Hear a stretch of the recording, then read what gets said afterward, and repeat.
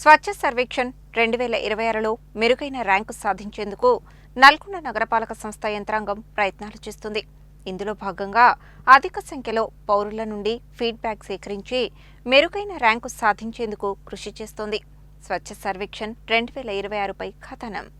నగరపాలక సంస్థలు, మున్సిపాలిటీలలో ఆయా కార్పొరేషన్లు, మున్సిపాలిటీలు ప్రజలకు అందించే సేవలను బేరీజు వేసుకుని కేంద్ర ప్రభుత్వం దేశంలో ఉన్న నగరపాలక సంస్థలు, మున్సిపాలిటీలకు ర్యాంకులను కేటాయిస్తోంది.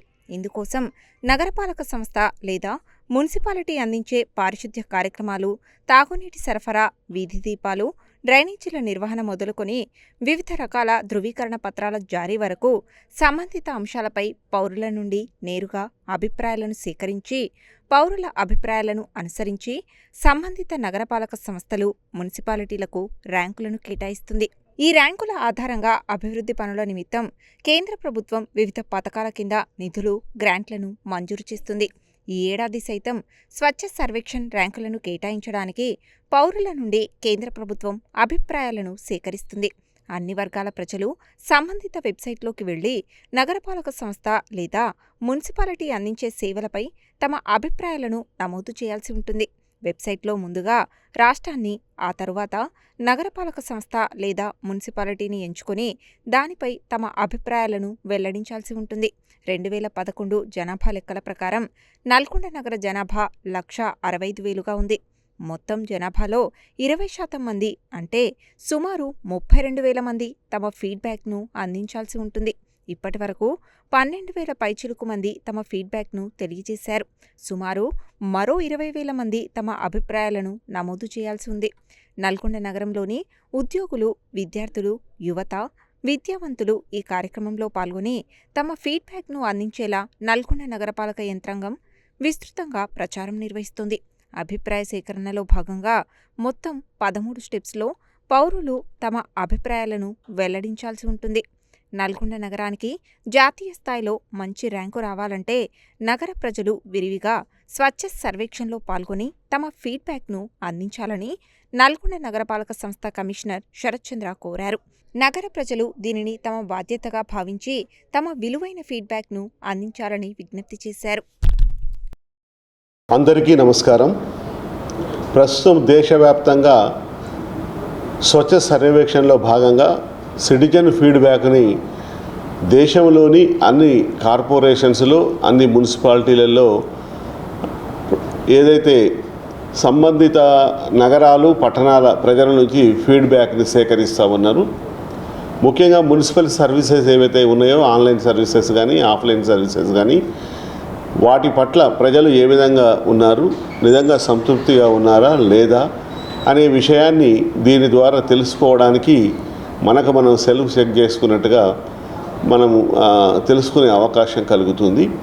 ఇందుకు గాను ముఖ్యంగా మన నగరములోని నల్గొండ మున్సిపల్ కార్పొరేషన్ నందు నగరములోని ఉన్నటువంటి ప్రజల నుంచి ముఖ్యంగా సిటిజన్ ఫీడ్బ్యాక్ని మనము ప్రస్తుతం తీసుకుంటా ఉన్నాం. ముఖ్యంగా దీనిలో ఏంటంటే ప్రధానంగా 2011 జనాభా ప్రాతిపదికన నాటి మన యొక్క నగరం యొక్క జనాభా 1,65,000 ఉన్నది. దాంట్లో 20% మనం తీసుకున్నట్లయితే 32,000 మంది సిటిజన్ ఫీడ్బ్యాక్ మినిమంగా మనం చేయవలసి ఉంది.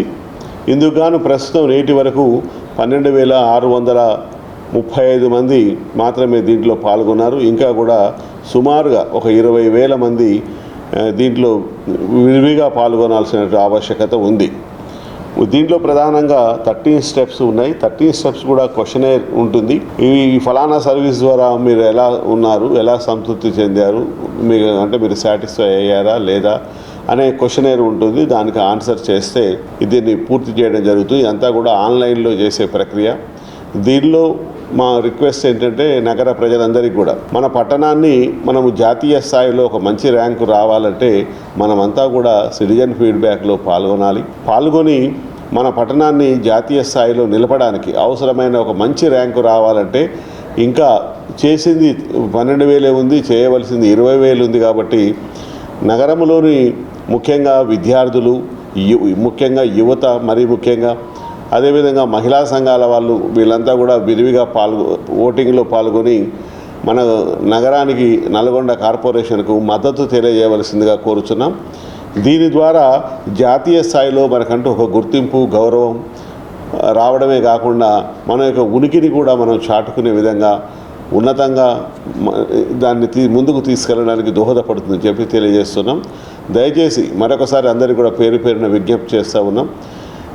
మన నల్గొండలోని పౌరులందరూ విధిగా ఇది చేసినట్లయితే బాధ్యత గల పౌరులుగా మనము మన యొక్క నగరాన్ని సర్వతోముఖాభివృద్ధి దిశలో ముందుకు తీసుకెళ్ళడానికి, లేదా ప్రభుత్వం ద్వారా నిధులు రావడానికి, కేంద్ర ప్రభుత్వం ద్వారా కానీ రాష్ట్ర ప్రభుత్వం కానీ నిధులు విరివిగా రావడానికి, అవసరమైన మౌలిక సదుపాయాల రూపకల్పన చేయడానికి ఇది మనకు దోహదపడుతుంది, హెల్ప్ అవుతుంది. కాబట్టి దీన్ని ప్రాతిపదికగా మనకు నిధులు కూడా అదనంగా వచ్చే అవకాశం ఉంటుంది. కాబట్టి మన యొక్క నగరాన్ని మనం బాగు చేసుకోవాలంటే అది మన చేతుల్లో ఉంది. అది మీరు ఓటింగ్ ద్వారా మద్దతు తెలియజేయవలసిందిగా అందరినీ కోరుతా ఉన్నాం. Thank you.